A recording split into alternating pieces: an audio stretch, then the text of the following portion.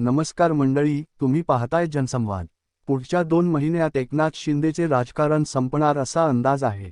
दिल्लीतून मोदी शहांचे आदेश आल्यानंतर फडणवीसांची शिंदे गटातील 25 आमदारांवर नजर आहे। त्यापैकी 14 आमदार फसवले गेले आहेत। एकनाथ शिंदेंना सध्या डबल टेन्शन आहे। पहिला टेन्शन सुप्रीम कोर्टाचा निकाल कधी लागेल याचा, तर दुसरा टेन्शन फडणवीसांचे लक्ष शिंदेच्या आमदारांवर आहे। ते कधी किती आमदार फोडतील याच टेन्शन शिंदेंना आहे। त्यामुळे एक गोष्ट नक्की आहे की शिंदेचे उपमुख्यमंत्रीपद फक्त 2 महिन्यांचे आहे। शिंदे सेनेमध्ये आत्ताच भाजपचे मुरजी पटेल, निलेश राणे, दानवे यांची मुलगी अजून 3 आहेत। सामंत, ईडीला घाबरणारे प्रताप सरनाईक हे भाजपमध्ये जाणार असल्याची चर्चा आहे। पूर्ण भारत देशभर हे चालू आहे। शिंदे की इस झाड की पत्ती। राजकारण महाराष्ट्राचं एकंदरीत बघितलं तर सध्या सगळीकडे चर्चा कोणाची, तर देवेंद्र फडणवीसांची। कोणाला आयुष्यात उठवायचं, कोणाला आयुष्यात बसवायचं, कोणाला चांगले दिवस दाखवायचे, कोणाला वाईट दिवस दाखवायचे, कोणाच्या मागे लागायचं, कोणाच्या मागे उभं राहायचं, हे जर कोणाकडून शिकायचं असेल तर ते देवेंद्र फडणवीसांकडून।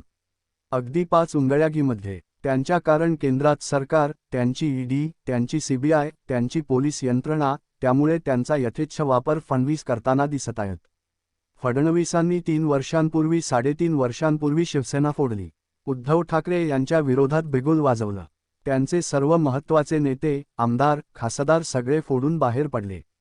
आता त्यांचे लक्ष पुन्हा एकदा शिवसेना फोडण्याकडे आहे, पण ती उद्धव ठाकरे यांची नाही तर शिंदेची शिवसेना। दुसरीकडे अशी परिस्थिती आहे की 2029च्या दृष्टीने ते निवडणुकीची तयारी आतापासून करत आहेत।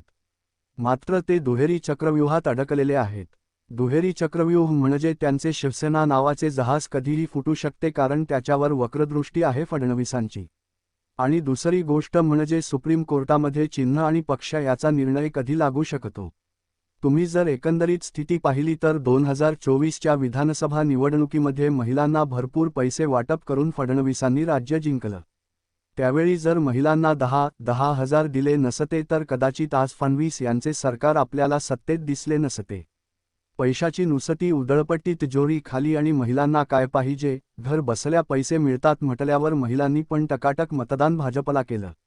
त्यावेळची स्थिती बघितली तर भाजपच्या 132 जागा निवडून आल्या, त्यानंतर काही अपक्षांचा पाठिंबा। त्यामुळे आता भाजपचे संख्याबळ 136 ते 137 पर्यंत आहे। त्यामुळे भाजपचे मनसुबे एकदम मोठे आहेत। भाजपला आता स्वबळाचा नारा द्यायचा आहे आणि मिशन 29 महाराष्ट्रात 100% भाजप। त्यामुळे आता जबाबदारी आहे फडणवीसांवर।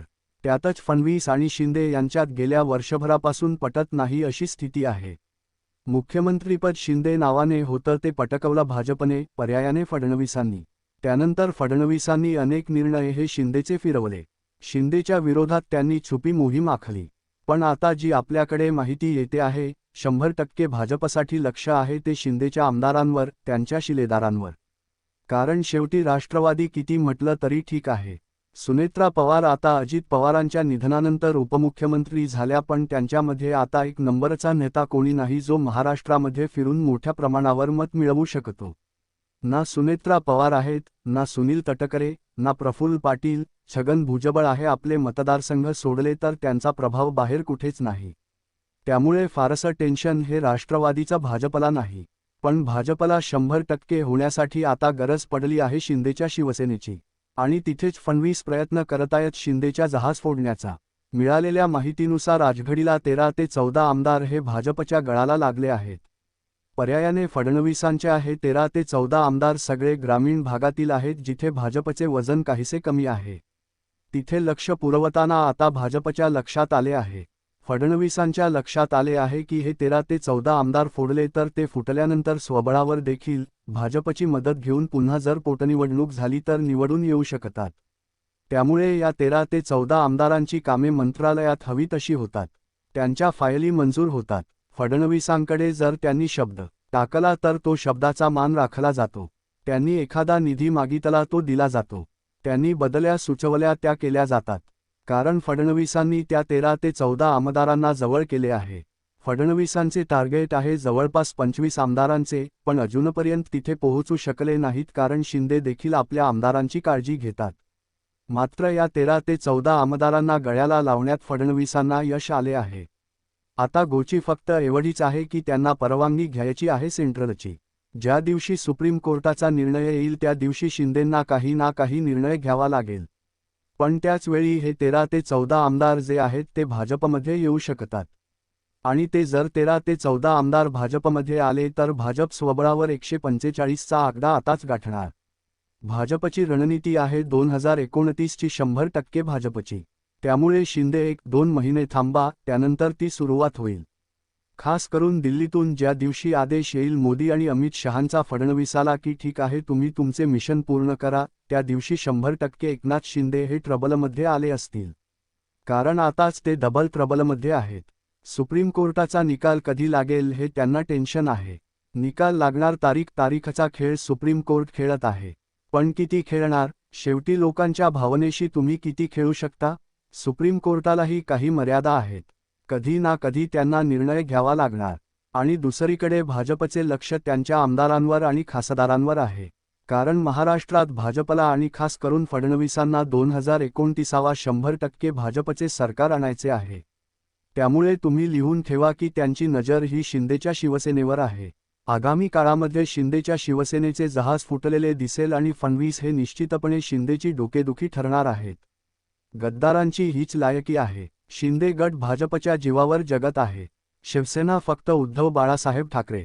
शिंदे याला त्याच्या कर्माची फळे व्याजासकट भोगावी लागणार आहेत, याच डोळा आणि याच ध्येय.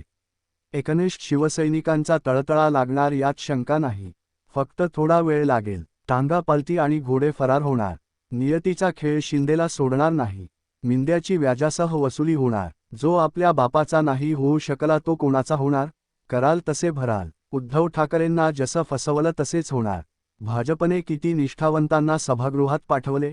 भाजपमध्ये निष्ठावंत सतरंजी उचलायला हेच काम शिवसेनेने टपरीवाला, आमदार, रिक्षावाला यांना मुख्यमंत्री केले. भाजप भविष्यात शिवसेना एकनाथ शिंदे गट आणि राष्ट्रवादी अजित पवार गट यातील काही आमदार भाजपमध्ये येणार हे नक्की. पण एकनाथ शिंदे हे सध्या महाराष्ट्रातील एकमेव मोठे मराठा नेते आहेत. दुसरी गोष्ट, देवेंद्र फडणवीस यांनी शिवसेना व राष्ट्रवादी फोडली नाही. एकनाथ शिंदे व अजित पवार यांनी डायरेक्ट भाजपच्या केंद्रीय नेत्यांशी संपर्क साधला. नंतर केंद्रातील नेत्यांनी जेवढ्या सूचना केल्या फक्त तेवढीच भूमिका देवेंद्र फडणवीस यांनी पार पाडली. जर देवेंद्र फडणवीस यांनी शिवसेना फोडली असती तर एकनाथ शिंदे मुख्यमंत्री झालेच नसते. केंद्र सरकार पाडा मग फडणवीसांचे सरकार आपोआप पडेल.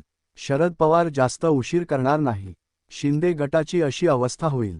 शिंदे पुन्हा टेंबी नाक्यावर रिक्षा चालवायला जाणार. मागे 40 रिक्षावाले सुद्धा त्यांच्या मतदारसंघात जाणार का?